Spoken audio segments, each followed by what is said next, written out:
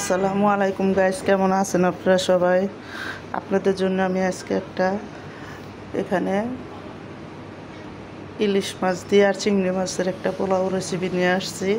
প্রথম দেখুন, এখানে বেশি করে কটা পেঁয়াজ, কটা কাঁচামরিচ, কটা পিস্তা বাদাম, কটা কাজু বাদাম, কটা কিশমিশ আর একটা টমাটো ভালো করে পেস্ট করে নিছি।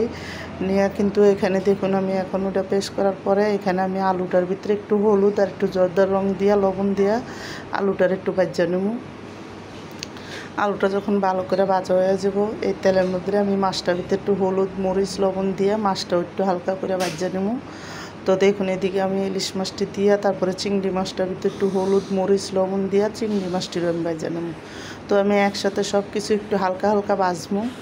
তো এদিকে দেখুন, আমার সবটি মাছ দেওয়া হয়ে গেছে। এখন ইলিশ মাছটা আমি ভালো করে উল্টাইয়া তারপরে সবটি মাছ উল্টাই দেবো। উল্টাইয়া এই মাছটি সুন্দর করে উঠাইয়া তারপরে এই তেলটা দিয়া আমি বিরিয়ানিটা বসাই দেবো।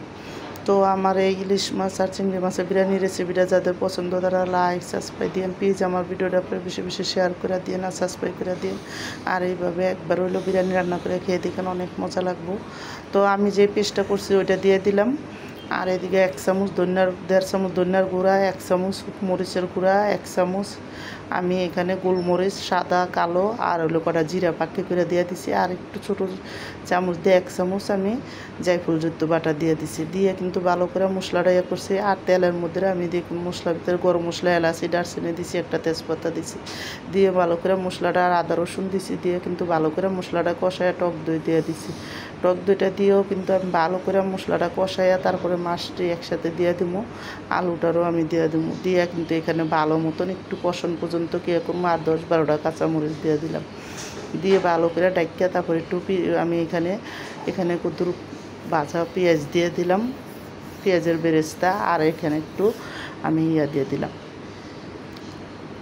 দিয়ে ভালো মতন তারপরে আমি সুন্দর করে কিন্তু মাছটি খালি উঠায় আর একটু মশলা উঠায় রেখে দেবো।